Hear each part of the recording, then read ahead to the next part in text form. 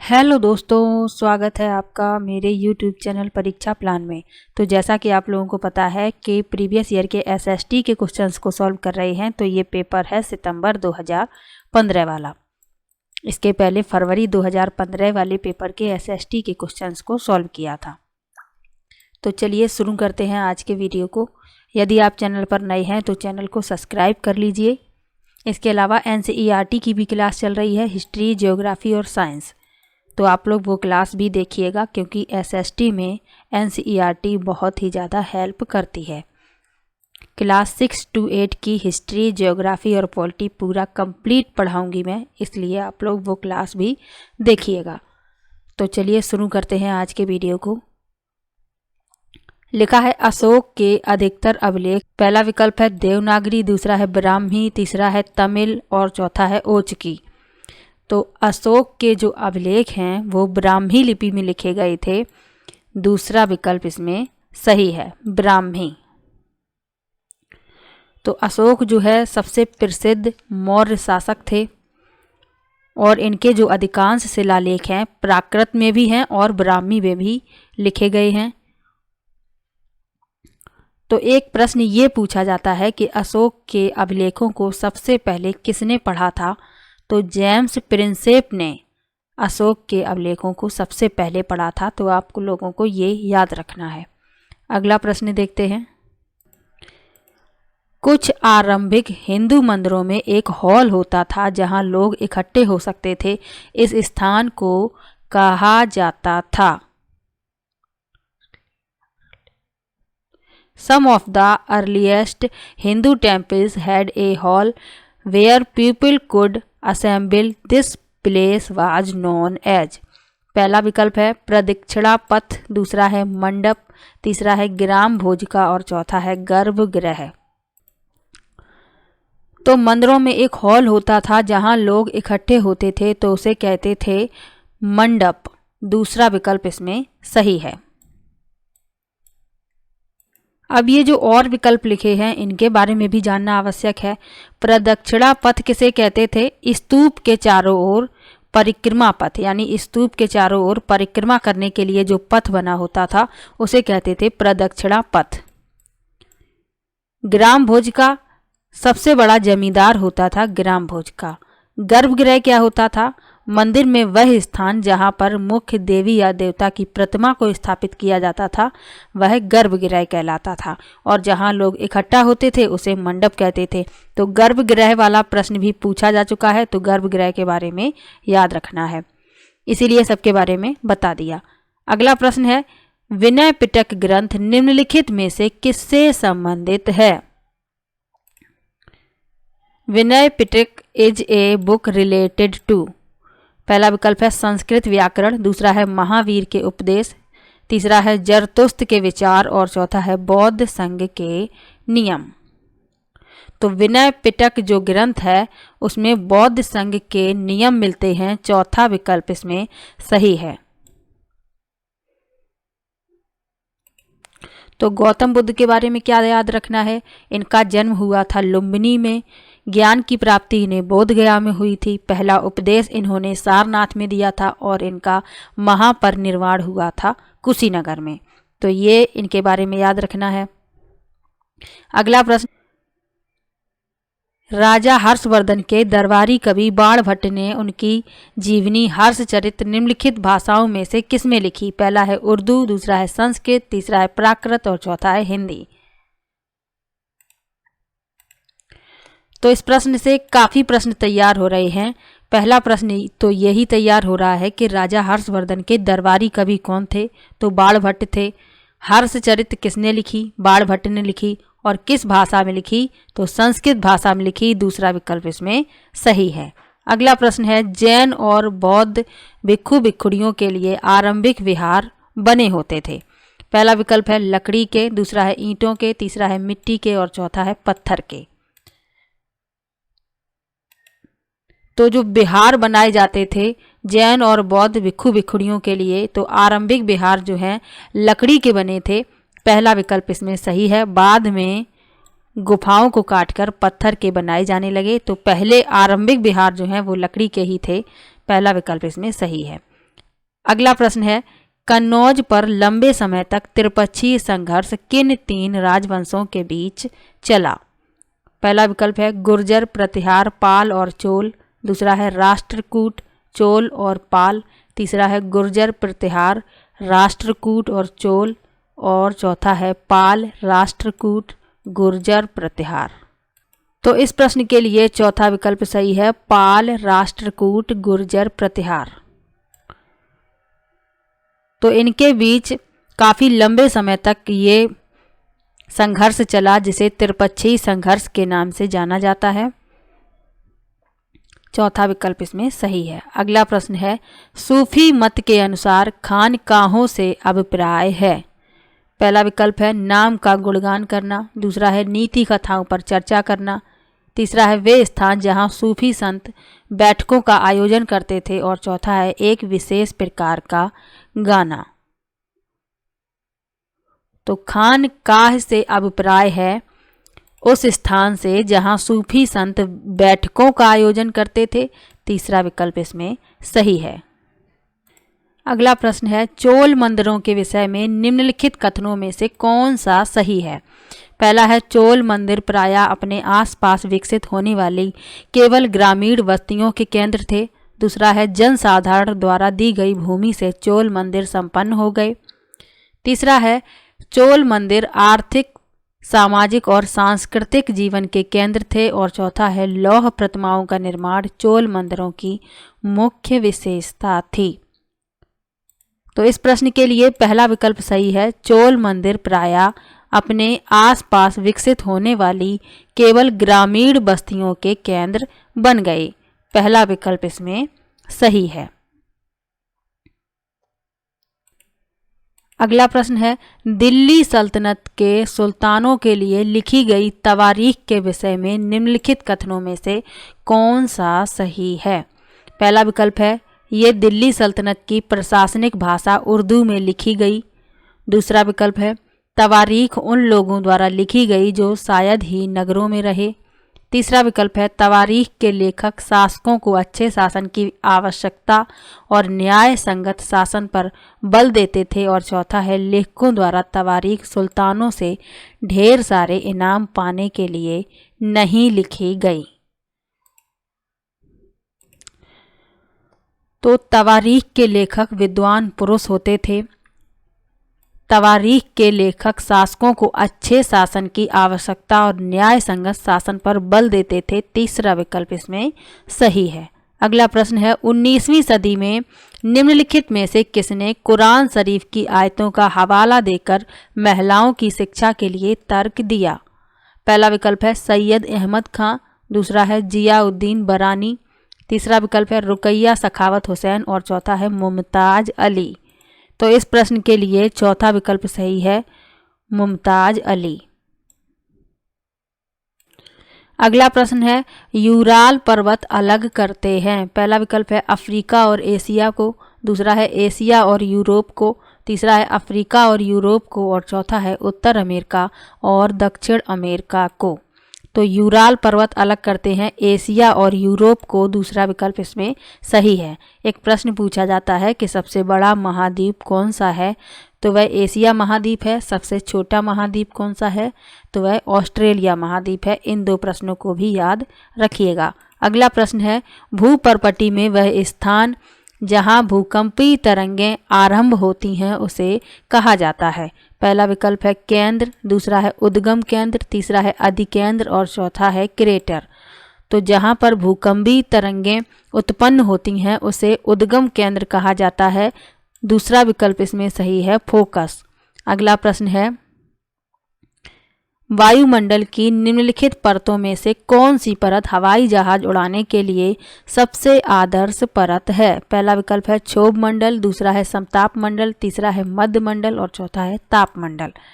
तो हवाई जहाज उड़ाने के लिए सर्वाधिक आदर्श परत है समताप मंडल। दूसरा विकल्प इसमें सही है, स्ट्रेटोस्फीयर।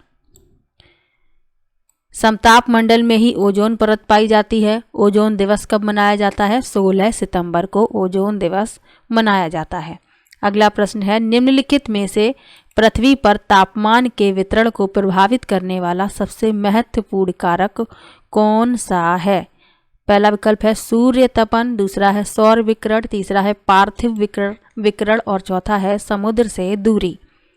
तो पृथ्वी पर तापमान के वितरण को प्रभावित करने वाला सबसे महत्वपूर्ण कारक है सूर्य तपन। पहला विकल्प इसमें सही है, इंसोलेशन। अगला प्रश्न है अमेजन बेसिन के संबंध में निम्नलिखित कथनों में से कौन सा कथन सही है? पहला है अमेजन बेसिन भूमध्य रेखीय प्रदेश में आता है, दूसरा है अमेजन नदी भूमध्य रेखीय प्रदेश से होकर पश्चिम दिशा में बहती है, तीसरा है अमेजन नदी डेल्टा का निर्माण करती है जो मैंग्रोव वनों से ढका है, चौथा है अमेजन नदी बेसिन ब्राजील के पेरू, बोलीविया, अर्जेंटीना के भागों से अपवाहित होती है। तो अमेजन बेसिन के संबंध में जो सही है वह पहला विकल्प है, अमेजन बेसिन भूमध्य रेखीय प्रदेश में आता है। अगला प्रश्न है विश्व में भारत का सबसे ऊंचा सड़क मार्ग निम्नलिखित में से कौन सा है? पहला विकल्प है ईटानगर पासीघाट, दूसरा है मनाली लेह, तीसरा है शिल्लांग सिलचर और चौथा है ऊधमपुर श्रीनगर। तो विश्व में भारत का सबसे ऊंचा सड़क मार्ग है मनाली लेह, दूसरा विकल्प इसमें सही है। अगला प्रश्न है भूस्खलन को नियंत्रित करने के लिए निम्नलिखित में से न्यूनीकरण क्रियाविधि कौन सी नहीं है? नहीं को ध्यान रखिएगा, नहीं है पूछा गया है। पहला विकल्प है भूस्खलन प्रवण क्षेत्रों की पहचान के लिए संकट मानचित्रण, दूसरा है भूमि को खिसकने से बचाने के लिए प्रतिधारी दीवार का निर्माण करना, तीसरा है भूस्खलन को रोकने के लिए वनस्पति आवरण को कम करना और चौथा है भूस्खलन की गतिशीलता को नियंत्रित करने के लिए सतही अपवाह का नियंत्रण सुनिश्चित करना। तो भूस्खलन को नियंत्रित करने के लिए न्यूनीकरण क्रियाविधि कौन सी नहीं है? तो तीसरा विकल्प इसका उत्तर होगा भूस्खलन को रोकने के लिए वनस्पति आवरण को कम करना। वनस्पति आवरण को कम नहीं करना है, बढ़ाना है, इसलिए ये इसका उत्तर है क्योंकि नहीं है पूछा गया है। तीसरा विकल्प इसका उत्तर है। अगला प्रश्न है निम्नलिखित में से किसके उत्पादों को काला सोना कहा जाता है? पहला विकल्प है कोयला, दूसरा है सोना, तीसरा है पेट्रोलियम और चौथा है तांबा। तो काला सोना कहा जाता है पेट्रोलियम के उत्पादों को, तीसरा विकल्प इसमें सही है। इंपॉर्टेंट प्रश्न है, पूछा जाता है। अगला प्रश्न है निम्नलिखित में से कौन भारत का परमाणु ऊर्जा संयंत्र नहीं है? पहला विकल्प है कलपक्कम, दूसरा है तारापुर, तीसरा है नरौरा और चौथा है पोखरण। तो भारत का परमाणु ऊर्जा संयंत्र नहीं है पोखरण, चौथा विकल्प इसका उत्तर है। ये जो पोखरण है ये राजस्थान का एक स्थल है जहां पर भारत ने अपने पहले परमाणु हथियार का परीक्षण किया था। तो पोखरण के बारे में ये याद रखिएगा। अगला प्रश्न है निम्नलिखित देशों में से किसमें स्थानांतरी कृषि को मिल्पा के नाम से जाना जाता है? पहला विकल्प है भारत, दूसरा है मलेशिया, तीसरा है मैक्सिको और चौथा है ब्राजील। तो स्थानांतरी कृषि को मिल्पा के नाम से मैक्सिको में जाना जाता है, तीसरा विकल्प इसमें सही है। स्थानांतरी कृषि के भारत में क्या क्या नाम हैं? तो भारत में इसे पैंदा, वेबर, नेवादा, झूम, पोडू कहते हैं। श्रीलंका में इसे चेन कहते हैं। अफ्रीका में चितमेने या टेवी कहते हैं, तो ये भी याद रखिएगा। और मैक्सिको में इसे मिल्पा कहते हैं। अगला प्रश्न है निम्नलिखित उद्योगों में से कौन सा सार्वजनिक क्षेत्र के अंतर्गत आता है? पहला विकल्प है हिंदुस्तान एरोनॉटिक्स लिमिटेड, दूसरा है सुधा डेयरी, तीसरा है मारुति उद्योग लिमिटेड और चौथा है Tata iron and steel company limited. सार्वजनिक क्षेत्र के अंतर्गत पूछा गया है, पहला विकल्प इसका उत्तर होगा हिंदुस्तान एरोनॉटिक्स लिमिटेड। अगला प्रश्न है ग्राम सभा के बारे में निम्नलिखित कथनों में से कौन सा कथन सही है? Which one of the following statements about gram sabha is correct? पहला विकल्प है यह जिले में सभी गांव के सरपंचों की बैठक का स्थल है। दूसरा है ग्राम सभा का सचिव ग्राम सभा और ग्राम पंचायत की बैठक बुलाने तथा कार्यवाही का आलेख रखने के लिए उत्तरदायी होता है। तीसरा है सभी ग्राम पंचायतों की विकास संबंधी योजनाओं का ग्राम सभा में पुनरीक्षण किया जाता है। और चौथा है ग्राम सभा सभी ग्राम पंचायतों को धनराशि के वितरण को नियमित करती है। तो इस प्रश्न के लिए दूसरा विकल्प सही है। ग्राम सभा का सचिव ग्राम सभा और ग्राम पंचायत की बैठक बुलाने तथा कार्यवाही का आलेख रखने के लिए उत्तरदायी होता है।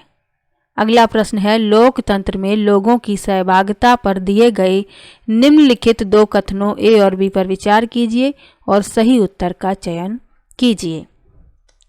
लिखा है लोकतंत्र में सामाजिक आंदोलनों को संगठित करना सरकार और इसके कार्यों को चुनौती देने का एक तरीका है। दूसरा है लोकतंत्र सभी लोगों को भागीदार होने की अनुमति देता है लेकिन समाज के सभी वर्गों के लोग ऐसा करने में समर्थ नहीं होते। तो इसमें ए सही है बिल्कुल, लेकिन बी गलत है। ए सही बी गलत, यानी पहला विकल्प इसका उत्तर है। अगला प्रश्न है निम्नलिखित में से कौन सा तिब्बत का राष्ट्रीय ग्रंथ है। पहला विकल्प है बुद्ध सागा, दूसरा है केसर सागा, तीसरा है सिद्ध सागा और चौथा है निर्वाण सागा। तो तिब्बत का राष्ट्रीय ग्रंथ है केसर सागा, दूसरा विकल्प इसमें सही है। अगला प्रश्न है पटवारी लेखपाल द्वारा किए गए कार्यों के विषय में ए और बी दो कथन दिए गए हैं, उन पर विचार कीजिए और निम्नलिखित में से सही उत्तर का चयन कीजिए। लिखा है पटवारी एक गांव अथवा गांव के समूह की भूमि का अद्यतन लेखा जोखा रखता है। दूसरा है पटवारी अपने अधिकार क्षेत्र में उगाई गई फसलों के बारे में सरकार को सूचना देने के लिए उत्तरदायी होता है। तो इसमें ए और बी दोनों ही सही हैं, दोनों ही पटवारी के कार्य हैं, यानी लेखपाल के। दूसरा विकल्प इसका उत्तर है। ए और बी दोनों सही हैं, दूसरा विकल्प इसका उत्तर है। अगला प्रश्न है निम्नलिखित कथनों में से कौन सा कथन लोकतंत्र के संबंध में गलत है। पहला विकल्प है लोकतंत्र में देश के नागरिकों को अपनी पसंद का नेता चुनने की छूट होती है। दूसरा है लोकतंत्र में नागरिकों को कुछ स्वतंत्रताएं प्राप्त होती हैं। तीसरा है लोकतंत्र में एक शासक के पास देश पर शासन करने की संपूर्ण ताकत होती है। और चौथा है लोकतंत्र में लोग लिए गए निर्णयों पर प्रश्न उठा सकते हैं। तो लोकतंत्र के संबंध में गलत पूछा गया है, तो तीसरा विकल्प इसका उत्तर होगा। लोकतंत्र में एक शासक के पास देश पर शासन करने की संपूर्ण ताकत होती है, तीसरा विकल्प इसमें सही है।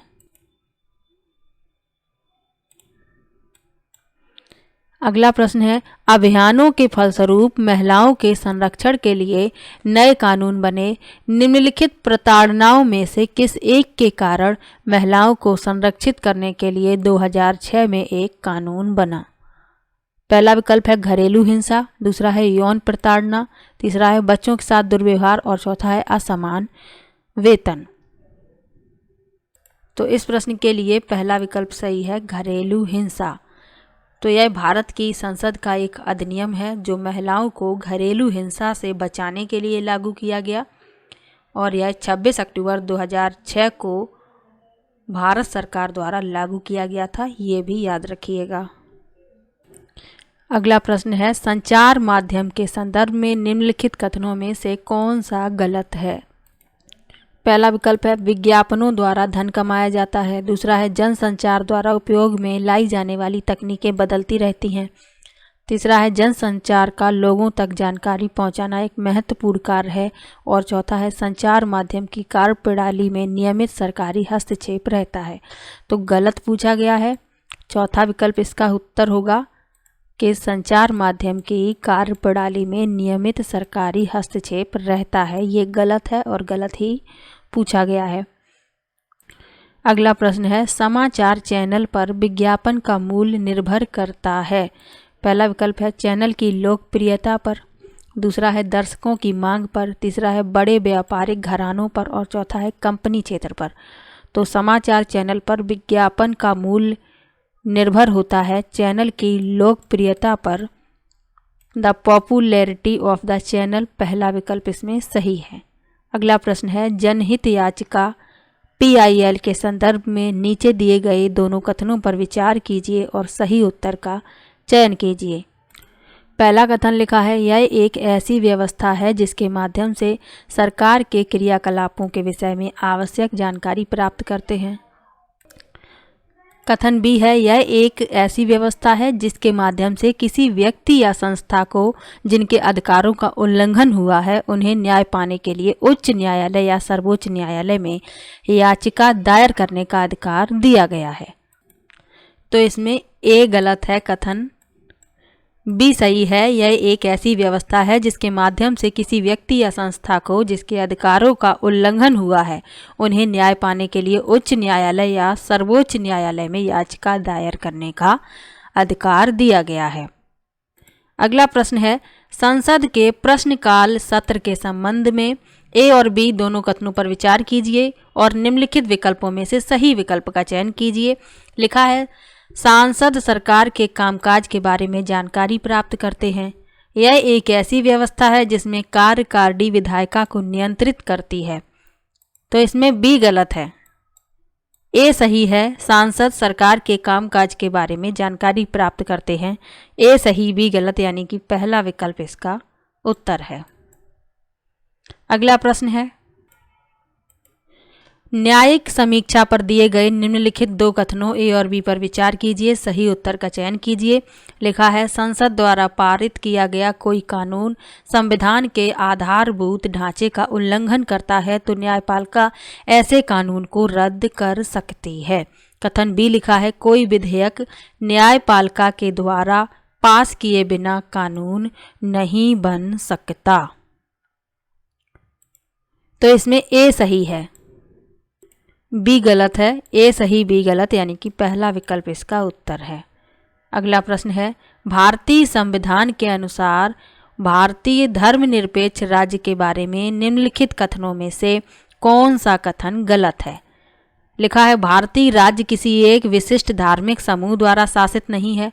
दूसरा है, राज्य किसी धर्म विशेष को ना तो थोपेगा और ना ही लोगों की धार्मिक स्वतंत्रता को छीनेगा। तीसरा है, राज्य सरकारी संस्थानों को धर्म विशेष के विशिष्ट मूल्यों को प्रदर्शित और प्रोन्नत करने की अनुमति प्रदान करता है। और चौथा है, राज्य धर्म से एकदम पृथक नहीं है परंतु वह धर्म से एक निश्चित दूरी बनाता है। गलत कथन पूछा गया है धर्मनिरपेक्ष राज्य के बारे में, तो तीसरा विकल्प इसका उत्तर है, राज्य सरकारी संस्थानों को धर्म विशेष के विशिष्ट मूल्यों को प्रदर्शित और प्रोन्नत करने की अनुमति प्रदान करता है। ये गलत है, गलत पूछा गया है। अगला प्रश्न है, भारतीय राज्य की सरकार किस प्रकार की है। पहला विकल्प है साम्यवादी सरकार, दूसरा है पूंजीवादी सरकार, तीसरा है अध्यक्षात्मक सरकार और चौथा है लोकतांत्रिक सरकार। तो भारतीय राज्य की जो सरकारें हैं वह लोकतांत्रिक सरकारें हैं। चौथा विकल्प इसमें सही है, डेमोक्रेटिक फॉर्म ऑफ गवर्नमेंट। अगला प्रश्न है, जाति समानता को प्रचारित करने के लिए निम्नलिखित में से किसने सत्यशोधक समाज की स्थापना की। पहला विकल्प है घासीदास, दूसरा है नारायण गुरु, तीसरा है हरिदास और चौथा है ज्योतिराव फुले। तो सत्यशोधक समाज की स्थापना की ज्योतिराव फुले ने। चौथा विकल्प इसमें सही है। अगला प्रश्न है, 29 मार्च 1857 को बैरकपुर में अपने अफसरों पर हमला करने के आरोप में निम्नलिखित में से किसको फांसी पर लटका दिया गया था। पहला विकल्प है भगत सिंह, दूसरा है राजगुरु, तीसरा है सुखदेव और चौथा है मंगल पांडे। तो इस प्रश्न के लिए चौथा विकल्प सही है, मंगल पांडे। तो 29 मार्च 1857 को बैरकपुर में अपने अफसरों पर हमला करने के आरोप में मंगल पांडे को फांसी पर लटका दिया गया था। अगला प्रश्न है, अंग्रेजों की सर्वोच्चता नीति के संबंध में निम्नलिखित कथनों में से कौन सा कथन सही है।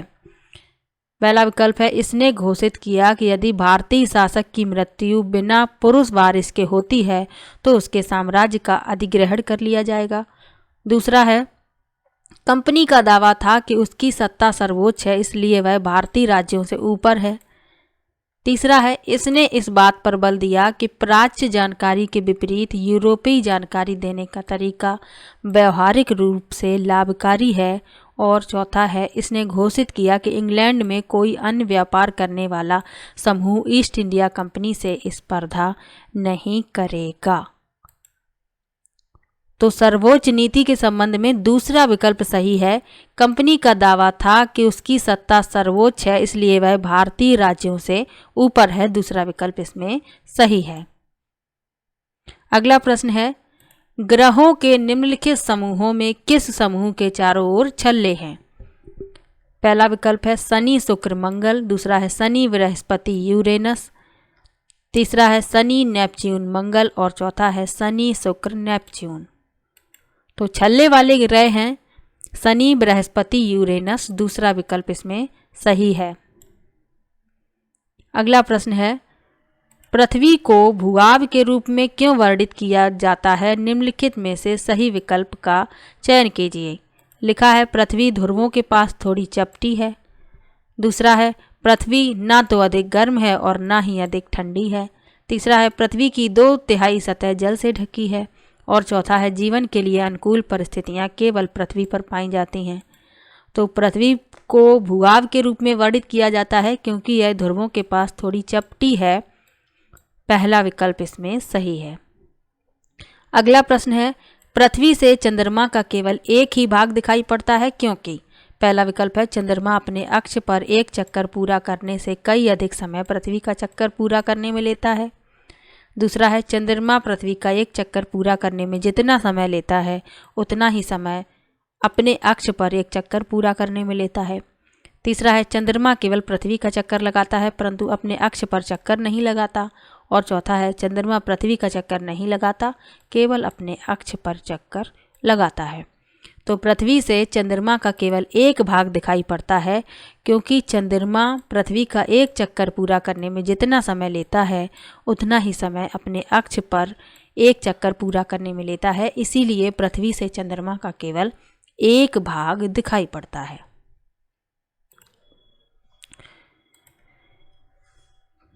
तो मिलते हैं नेक्स्ट वीडियो में। यदि आपको किसी भी प्रश्न में डाउट हो तो कृपया कमेंट बॉक्स में ज़रूर लिखिएगा।